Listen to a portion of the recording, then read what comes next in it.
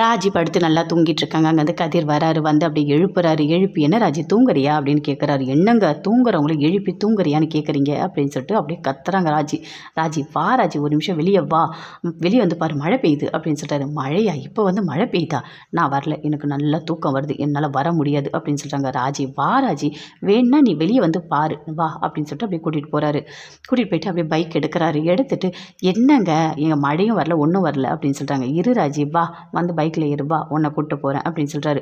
உங்கள் வீட்டில் இருக்க யாரையாவது போய் கூப்பிட்டு போங்க, நான்லாம் வரல அப்படின்னு சொல்கிறாங்க. ஏய் ராஜி என்ன கோவமா, காலைல உன்னை கூட்டிகிட்டு போகலன்னு சொல்லிட்டு, இங்கே பாரு அவங்கெல்லாம் சும்மா தெருமுனை வரைக்கும் தான் கூட்டிகிட்டு போனேன், ஒன்றை அப்படி கூட்டிகிட்டு போக முடியுமா? இப்போ பாரு நைட் டைம் ரோடு காலியாக இருக்கும், நம்ம 2 பேர் சேர்ந்து ஜாலியாக போகலாம் வா அப்படின்னு சொல்லிட்டு கூப்பிடுறாரு. ஓகே ஓகே நான் வரேன் அப்படின்னு சொல்லிட்டு ராஜி சொல்கிறாங்க. 2 பேருமே சேர்ந்து சூப்பராக சந்தோஷமாக போகிறாங்க. போனோடனே கேட்குறாரு போகும்போதே, ராஜி உனக்கு ஐஸ் வேணுமா அப்படின்னு சொல்லிட்டு.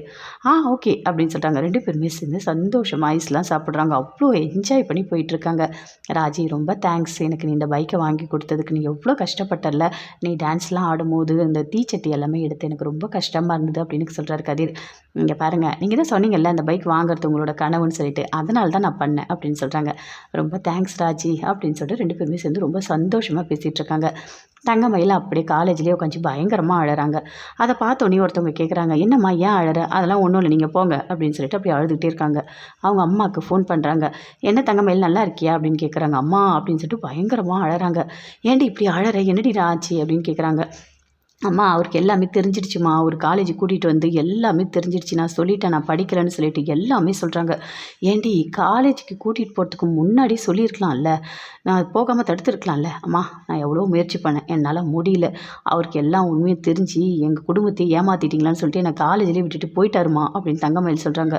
நான் அங்கேயே வந்துடுறேம்மா, உன் பொண்ணாவே இருக்கிறம்மா அப்படின்னு சொல்கிறாங்க. ஏய் என்னடி பேசிகிட்டு இருக்க, உன் தங்கச்சிக்கு கல்யாணம் பண்ணணும்னு சொல்லிட்டு நான் இருக்கேன், இப்போ நீ வந்து இங்கே உட்காந்துக்கிட்டா அவளுக்கு எப்படி கல்யாணம் பண்ண முடியும்? இங்கே பாரு இனிமேல் அதுதான் உன் குடும்பம், நீ அங்கே தான் இருக்கணும், இங்கெல்லாம் நீ வராத அப்படின்னு சொல்லிட்டு அவங்க அம்மா அப்படியே ஃபோனை கட் பண்ணுறாங்க. தங்கமயில் அப்படியே அழுதுகிட்டே உட்காடுறாங்க. மறுபடியும் வராரு சரவணன். வந்தவொடனே வா வீட்டுக்கு போகலாம் அப்படின்னு கூப்பிடுறாரு. என்னங்க என்னை மன்னிச்சிட்டிங்களா அப்படின்னு தங்கமயில் சொல்கிறாங்க. இங்கே பாரு நல்லா தெரிஞ்சுக்கோ, உனக்கு எனக்கு எந்த சம்மந்தமும் இல்லை, ஆனால் இப்போது அரசியோட கல்யாணம் இருக்குது, அதனால தான் உன்னை நான் கூட்டிகிட்டு போகிறேன். கல்யாணம் முடிஞ்ச உடனே நான் நல்ல ஒரு முடிவாக எடுக்கிறேன் வா, அது வரைக்கும் எதுவுமே நான் வீட்டில் சொல்ல மாட்டேன் அப்படின்னு சரவணன் சொல்கிறாரு. அப்படி தங்கமயில் அழுதுகிட்டே இருக்காங்க. அப்படியே வீட்டுக்கு கூட்டிகிட்டு போகிறாரு. வீட்டில் எல்லாருமே இருக்காங்க. இங்கே பாருமா இவளுக்கு புடவை எடுக்கணும், நீ போறியா அப்படின்னு சொல்லிட்டு கோமதி கேட்குறாங்க. தங்கமயிலாம் சரி அத்தை நான் போகிறேன், அரசிக்கு தானே அப்படின்னு சொல்கிறாங்க. இல்லைம்மா இல்லை தங்கமயிலாம் வேண்டாம், நீங்களாம் போங்க அப்படின்னு சொல்கிறாரு சரவணன். ஏன்டா அப்படி சொல்கிற அப்படின்னு கேட்குறாங்க. இல்லை இந்த கல்யாணம்ல நிறைய பேர் வந்துட்டு போயிட்டுருப்பாங்க, தங்கமயில் இங்கேயே இருக்கட்டும் அப்படின்னு சொல்கிறாரு. அப்படியே அங்கே தங்கமயில் அப்படியே போகிறாங்க. அப்படியே பார்க்குறாங்க மீனாவும் ராஜும். என்ன பிரச்சனையாக இருக்கும் 2 பேருக்குள்ளே, ஒன்றுமே புரியலையே, என்னவா இருக்கும், இப்படி சொல்ல மாட்டாரே, தங்கமயில் வேறு ஒரு மாதிரி டென்ஷனாக போகிறாங்க அப்படின்னு சொல்லிட்டு மீனா சொல்கிறாங்க. சரி பார்த்துக்கலாம் அப்படின்னு சொல்லிட்டு போகிறாங்க. தங்கமயில் பயங்கரமாக அழறாங்க. தேம்பி அழுதுட்ருக்காங்க. நடந்த எல்லாத்தையுமே அப்படியே யோசித்து பார்த்துட்ருக்காங்க. இவர் என்ன இப்படி சொல்கிறாரு, அப்போ அரசியோட கல்யாணத்துக்கு அப்புறம் என்ன வீட்டை விட்டு அனுப்பிடுவாங்களா, என் வாழ்க்கையே பூச்சா அப்படின்னு சொல்லிட்டு தங்கமயில் பயங்கரமாக அழறாங்க. சரவணனும் அப்படியே கோவத்தில்